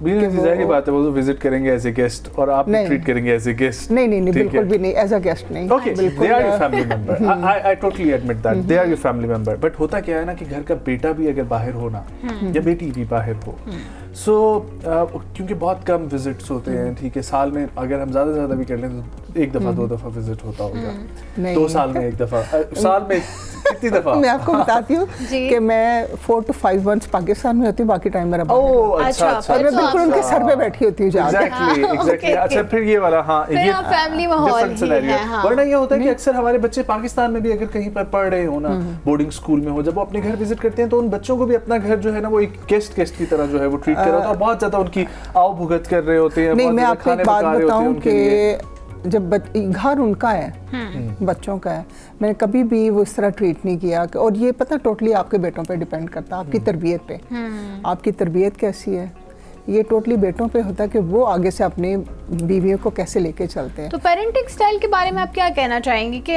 वर्किंग लेडीज जो वर्किंग बिजनेस वुमेन्स होती है उनको कौन से पेरेंटिंग स्टाइल अपनाना चाहिए कि वो एक मुतवाजन बरकरार रख सकें? देखिए, मैं जब निकलती हूँ, ज़ाहिर है इस तरह कोई इवेंट वगैरह तो हमें इस तरह के कपड़े पहनने पड़ते हैं, लेकिन जब मैं निकलती हूँ काम के लिए, और स्पेशली जो वर्किंग लेडीज़ उनको, कि मैंने प्रॉपर ट्राउज़र शर्ट पहनी हुई है तो दुपट्टा लिया हुआ होता है, ये नहीं कि हम बिल्कुल वो करके। तो ज़ाहिर है आप इतने मर्दों के साथ काम करिए तो थोड़ा आपको अपने आप को बचा के चलना है, क्योंकि लोगों का तो आप नहीं पता, आपको कारीगरों का भी नहीं पता, इवन के यहाँ से निकले तो बाहर का हमें नहीं पता, तो थोड़ा सा अपने आप को एक्सपोज होने से बचाना चाहिए।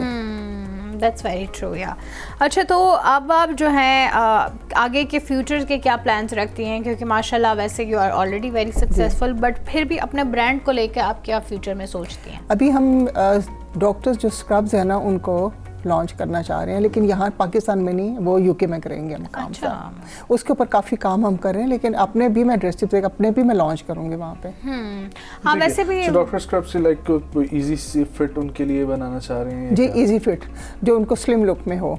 अच्छा, तो अब अभी वाले आपको क्या उसमें क्या चीज़ नजर आती है और किस तरीके से? मैं आपको बताती हूँ, अभी वाले जो है वो कॉटन में उन्होंने बनाए हुए थे, हम थोड़ा लाइक्रा और उसमें डिफरेंट फैब्रिक के साथ करें कि जो उनके ना एक बड़ी रॉयल सी लग्जरी लुक आती है उसमें, देखने में ही आती है उसमें। अच्छा, मुझे ये बताएं, वैसे अभी आपने कपड़ों के एक दो नाम लिए ना, कपड़ा ढूंढना कितना मुश्किल होता है, कहाँ से लाती हैं आप, और फिर असली अच्छे कपड़े की पहचान होना हाँ कहाँ से मुश्किल है?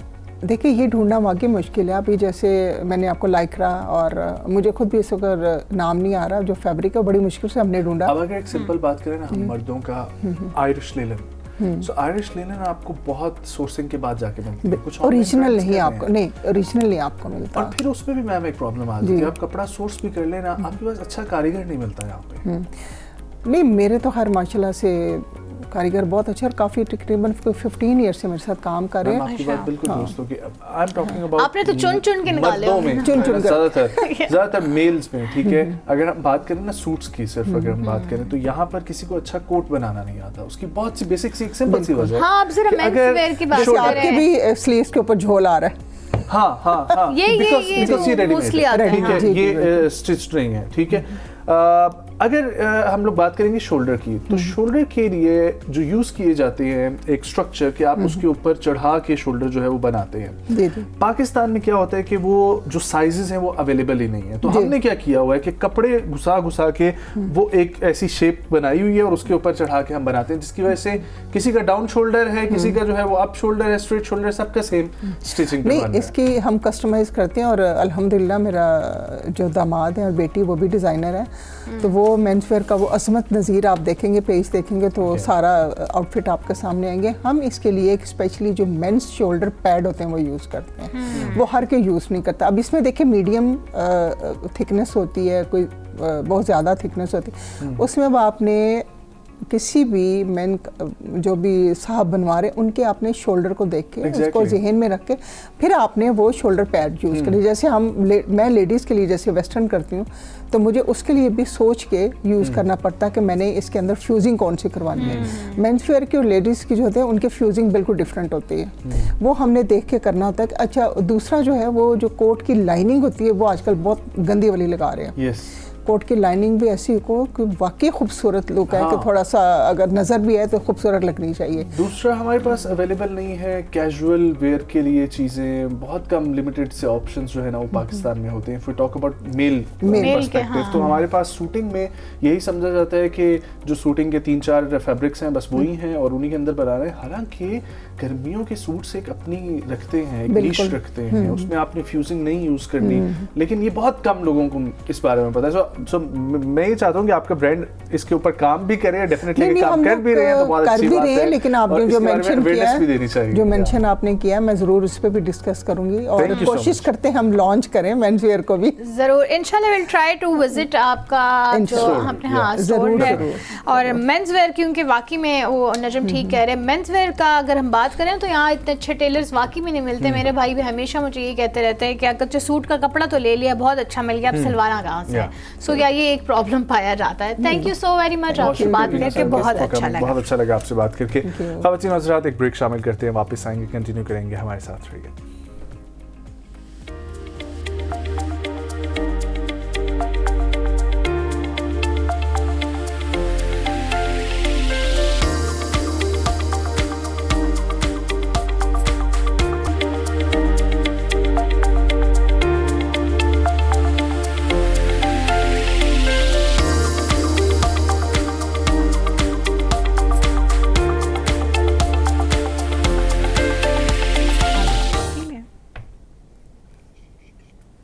Welcome back viewers. इस सेगमेंट में हम लोग बात करेंगे एक बड़ी ही कमाल की एक्टिविटी के हवाले से जो कि एक ऑर्गेनाइजेशन करवा रही है और एक खातून से आपको मिलवाएंगे जो मुख्तलिफ एक्टिविटीज़ करवा रही हैं वेलबींग के लिए। सो वेलबींग विजडम एक ऐसा जो है वो सिस्टम है जिसमें हर्बल प्रोडक्ट्स के ऊपर तो बात हो ही रही है कि हर्बल मसनूआत और हॉलिस्टिक वेलबींग के ऊपर काम किया जाए और उसके ज़रिए लोगों को वापस जो है वो सेहतमंद ज़िंदगी की तरफ लाया जाए।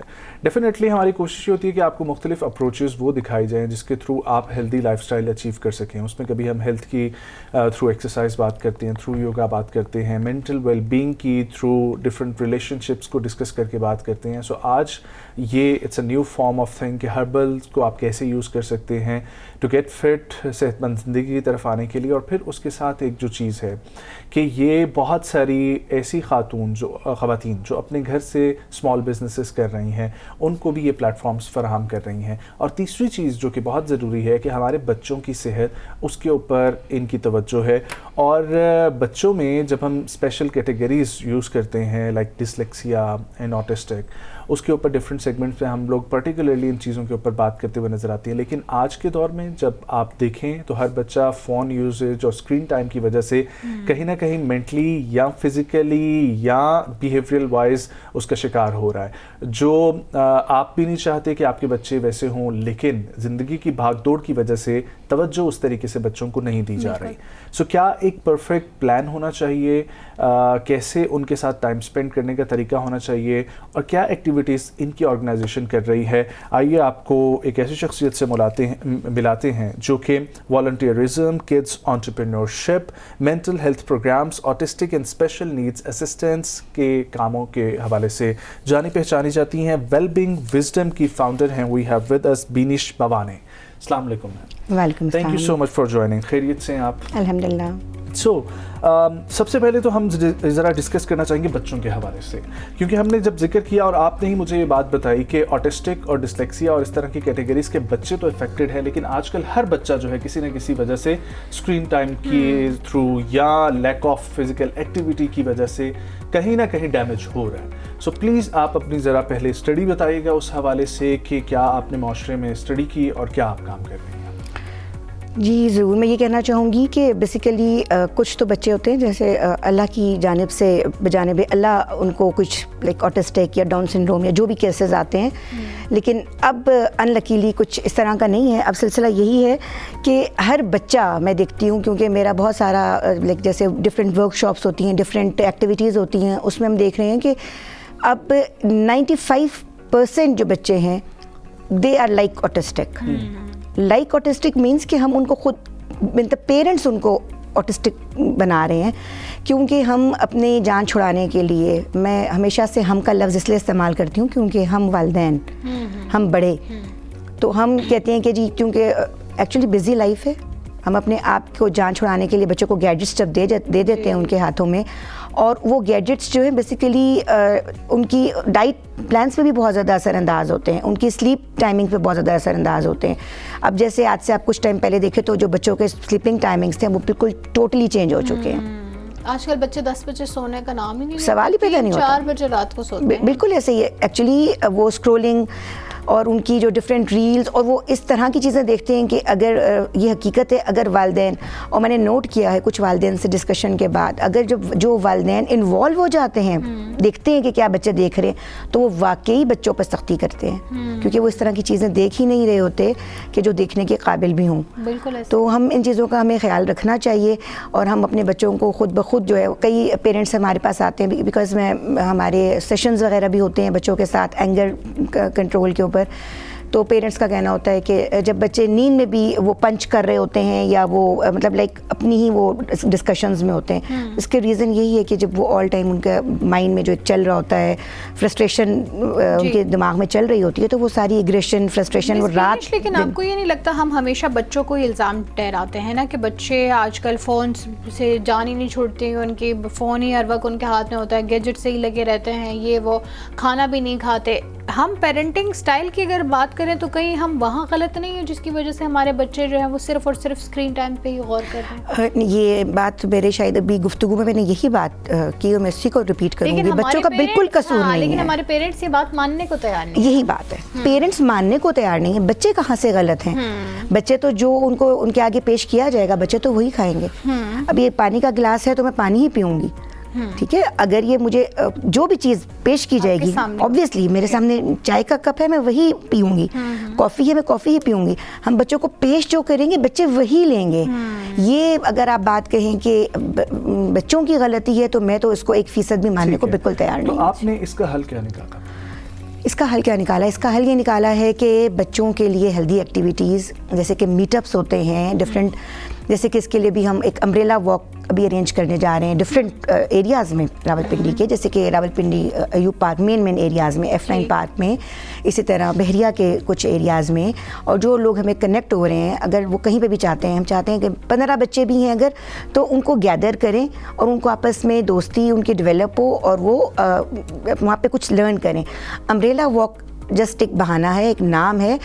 एक्चुअली हम चाहते हैं कि बच्चे नेचर से करीब तर हूँ और उनको सब्र और शुक्र वाला जो कॉन्सेप्ट देना है। वाटरमेलन पार्टी हो गई, मैंगो पार्टीज हो गई, ये वाली तो चीज़ें आप बता रही हैं बिल्कुल, लेकिन हर घर में क्या एक्टिविटीज़ हो सकती हैं या हर घर के बच्चों को, जहाँ पर देखें लोगों के जहन में आता है कि इसको हम कराटे क्लासेस की तरफ लेकर जाएं, इसको हम स्विमिंग की तरफ लेकर जाएं, इसको एक ये नई चीज़ की तरफ लेकर जाएंगे, दूसरी चीज़ की तरफ लेकर जाएं, उसमें सबको ये जहन में आ जाता है कि पैसे का जो है ना वो होता है, यूज़ होता है। लेकिन कोई ऐसी चीज़ बताएं कि जो बच्चों को एक्टिविटीज़ करवाई जा सकें घर के अंदर या घर के बाहर और उनकी सेहत के लिए ज़रूरी हों। उसमें मेन तो यही है, सबसे इम्पॉर्टेंट है टाइम टेबल बनाना बच्चों का। हमारे यहाँ सबसे ज़्यादा जो कमी देखी जाती है टाइम मैनेजमेंट। हमारे हमें याद है बचपन में एग्जैक्टली, मैं खुद अभी भी अपने जो बच्चे हैं और जो पेरेंट्स हैं उनको ये बताती हूँ, सबसे पहले आज सबसे जो इम्पोर्टेंट टिप है वो यही है कि टाइम मैनेजमेंट बच्चों में नहीं है,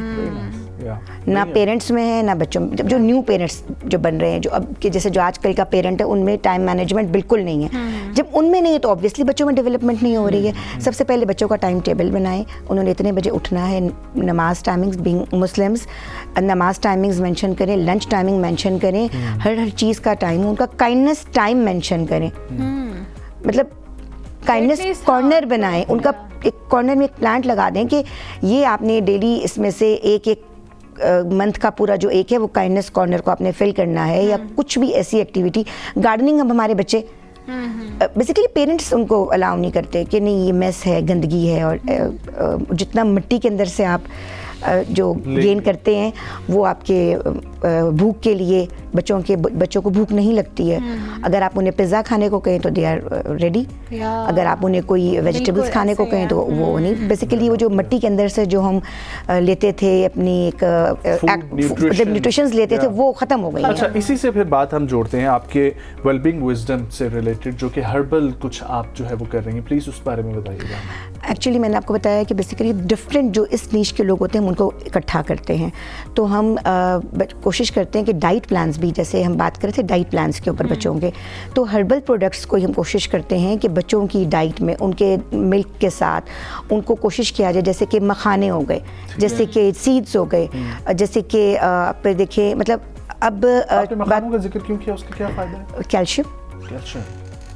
It is a very rich source of। नहीं, मखाने मीठे नहीं होते हैं। मखाने मीठे नहीं होते? मखाने तो मीठे, वो टेस्टलेस होते हैं। टेस्टलेस होते हैं। Okay. इट इज लाइक वो क्या होते हैं? पॉपकॉर्न्स वो की जो शक्ल के white से होते हैं? वही होते हैं, वही लेकिन होते वो हैं। टेस्टलेस उसको आप जरा सा आई मीन वो वाइट से जो होते हैं, जो आपको अक्सर ये भुने हुए जो है ब्राउन चने इनके साथ दिए जाते हैं। नहीं, वो क्या होते हैं? वो different, it's totally different. Yes, जो वो नहीं, इट्स टोटली डिफरेंट। ये मखाने आप हल्का सा इसको फ्राई करते हैं, ये बेसिकली स्नैक्स के तौर पे यूज़ होते हैं। इसके अलावा ब्लेंड्स में यूज़ होते हैं।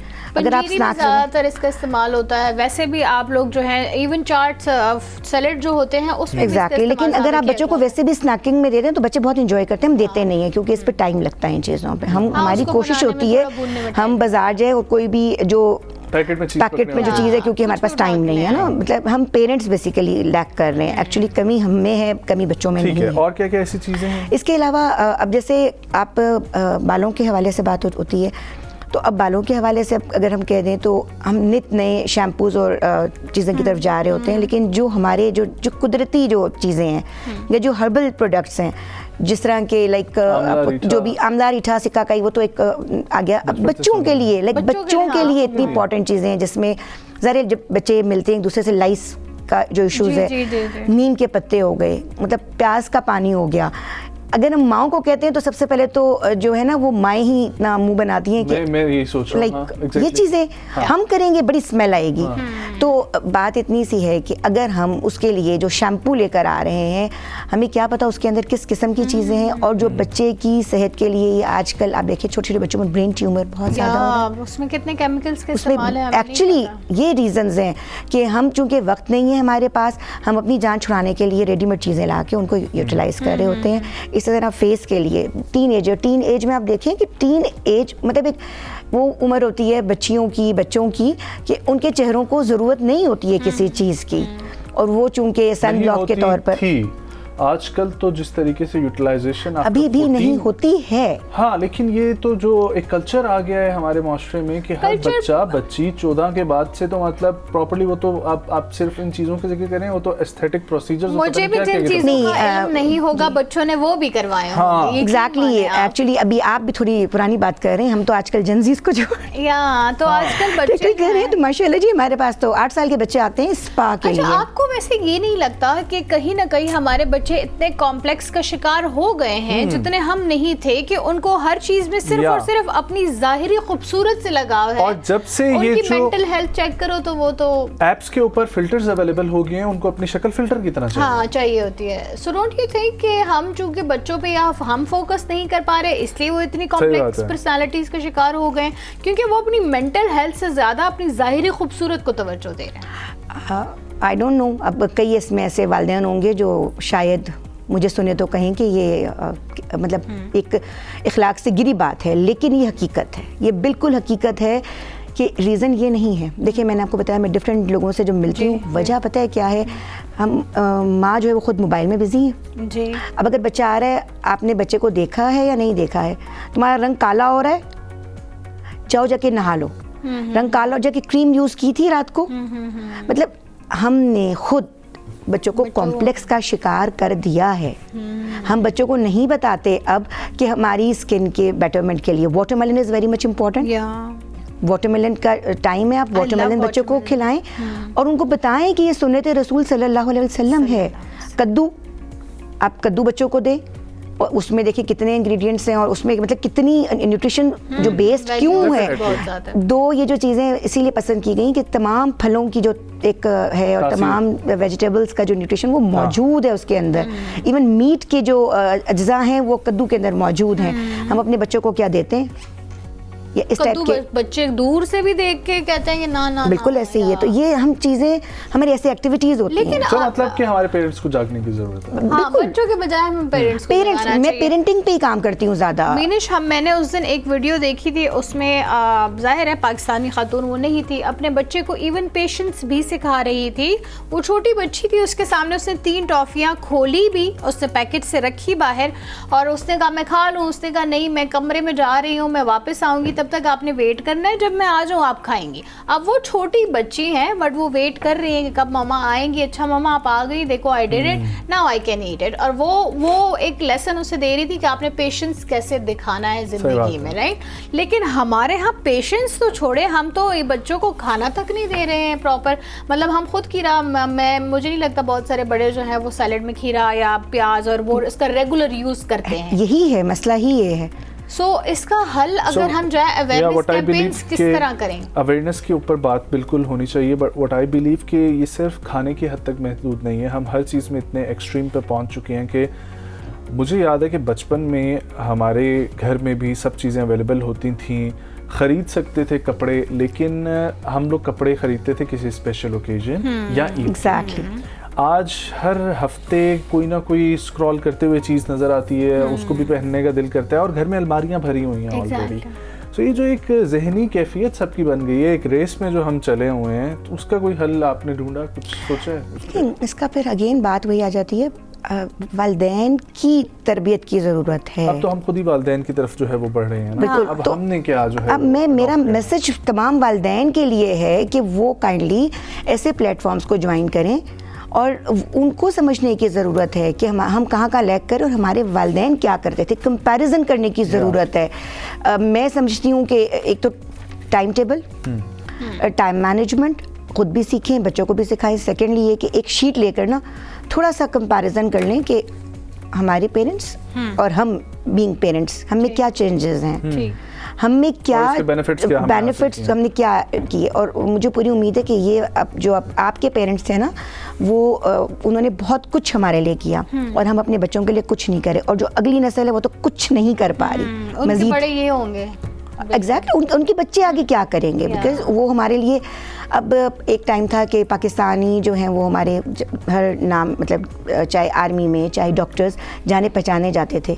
अब आप देखें कि हमारे यहाँ जो है वो जैसे कि मैंने कहा हम ऑटिस्टिक बच्चे बना रहे हैं। बजाने बे अल्लाह हमारे पास ऑटिस्टिक नहीं है, लेकिन पाकिस्तान में तादाद इस कदर बढ़ती चली जा रही है ऑटिस्टिक बच्चों की कि हम हैरान होते हैं। इसके लिए हमने ये ज़रूर किया, एक टाइनी टाइकॉन्स और टीन टाइकॉन्स की टीम डेवलप की है कि एंटरप्रेन्योरशिप एक्टिविटीज़ हम बच्चों को करवा रहे हैं कि ताकि बच्चे, जैसे आपने कहा कि आजकल बच्चे रेस में हैं और कॉम्प्लेक्स का शिकार हैं, ताकि बच्चे किसी चीज़ में एक दूसरे से आगे निकलने की कोशिश करें, तो अपनी स्किन में खुद को बेहतर एग्जैक्टली। अब वो टाइनी टाइकन्स और टीन टाइकन्स में हम ले रहे हैं 6 to 13 एंड 13 to 19, ताकि उसमें वॉलंटियरिज्म पे हम बच्चों के साथ काम कर रहे हैं। अभी फर्स्ट एड की हम ट्रेनिंग करवा रहे हैं, सर्टिफिकेशन कोर्स है, शॉर्ट 5 days कोर्स है। इसी तरह कोडिंग स्क्रैच का कोर्स है, शॉर्ट कोर्सेज, और हमारे बच्चे करवा रहे हैं वो कोर्सेज। ऑलराइट, वेल बहुत शुक्रिया बीनिश साहिबा आपके आने के लिए। हम आपकी तीसरे वेंचर के ऊपर भी बात करना चाहते थे, लेकिन आज हमारे पास टाइम लिमिट है। लेकिन फिर हम कभी खवातीन की अवेयरनेस से रिलेटेड, उनके बिजनेस अप्रोच से रिलेटेड बात करेंगे। बहुत शुक्रिया। टॉपिक में बहुत सारे एस्पेक्ट्स आ जाते हैं, सो विल ट्राई टू इंशाल्लाह बात करने की। Thank you so very much. अब हम आखिरी सेगमेंट की तरफ बढ़ते हैं जो कि हिस्ट्री का सेगमेंट है और 9 जून 2 लिहाज से अहमियत का हामिल है। फर्स्ट तो मैंने इवन नजर मैं आपको बताना चाहूँगी, मैंने दोबारा जो है ये मूवी कल रात को देखी क्योंकि आई लव दिस मूवी। या सो बॉलीवुड के मारूफ अदाकार, प्रोड्यूसर और मौसीकार हैं जॉनी डेप की सालगिरह 9 जून को मनाई जाती है। जॉनी डेप 1963 में पैदा हुए थे और अपनी गैर मामूली अदाकारी के बायस दुनिया भर में शोहरत हासिल की। उनकी मुतअद्दिद यादगार किरदार हैं, लेकिन उनका जो मेरा सबसे फेवरेट है और आई एम श्योर सबका ही बहुत फेवरेट होगा, कैप्टन जैक स्पैरो का किरदार खास तौर पर बेहद मकबूल हुआ। और कल ही मैंने जैक स्पैरो का सेकंड जो है वो देखा है, अब 2 और रह गए हैं। सो जिनने भी नहीं देखा वो ज़रूर देखें, क्योंकि इस ही किरदार से वो बहुत फेमस हुए थे और आई थिंक वो सबके दिलों पे राज भी इसी किरदार की वजह से ही कर रहे हैं। एग्जैक्टली। और ख़वातीन और हज़रात, आज है 9 जून और 9 जून को एक ऐसी शख्सियत की बरसी है जो कि मेरे आइडियल थे और मैंने मीडिया उनको देखकर ज्वाइन किया, उनसे मैंने बोलना सीखा। उनको देख के मेरी बहुत सारी मेमोरीज बचपन से उनके साथ जुड़ी हुई हैं। दुनिया उसको जिस तरीके से भी उस शख्सियत को याद करे, लेकिन मेरे नज़दीक पाकिस्तान का सबसे बड़ा ब्रॉडकास्टर वही शख्स था। अपनी खिताबत की वजह से, अंदाज़े बयां की वजह से और अपने प्रोग्राम्स की वजह से दुनिया भर में उन्होंने जो मकबूलियत बनाई। मैं बात कर रहा हूँ जनाब डॉक्टर आमिर लियाकत हुसैन की। और डॉक्टर आमिर लियाकत हुसैन का जो अंदाज़े बयां था, जो मेज़बानी थी, जिन्होंने लाखों दिलों पर, नाजरीन की जो है वो चेहरों पर मुस्कुराहट भी लाई, उनके दिलों पर राज भी किया। उनकी गुफ्तगू का अंदाज़ पुरजोश था, दिलकश था, जिसकी वजह से वो जल्द ही एक नुमाया टीवी मेज़बान के तौर पर दुनिया भर में जाने पहचाने जाते रहे और बाअसर 500 मुसलमानों की शख्सियत में उनका नाम भी शामिल आया। ज़ाती ज़िंदगी में जो कुछ उनके साथ हुआ, लेकिन उनकी प्रोफेशनलिज्म और उनके काम करने के अंदाज पर पूरी टीवी इंडस्ट्रीज़ और तमाम तर लोग जो है इस बात में कोई जो है वो शकूक व शुबात नहीं है कि पाकिस्तान के सबसे बड़े ब्रॉडकास्टर वो थे। रमज़ान ट्रांसमिशन की हम बात करें, गेम शोज़ की बात करें, मॉर्निंग शोज़ की बात करें, करंट अफेयर शोज़ की बात करें, सियासत की बात करें, he was versatile and all rounder. और अल्लाह पाक उनके दर्जात जो है वो बुलंद फरमाए। ख़वातीन और हज़रात, आज के प्रोग्राम से हम दोनों को दीजिए इजाज़त। मुलाकात होगी आप लोगों से कल। अपना बहुत सारा ख्याल रखें। खुदा हाफ़िज़।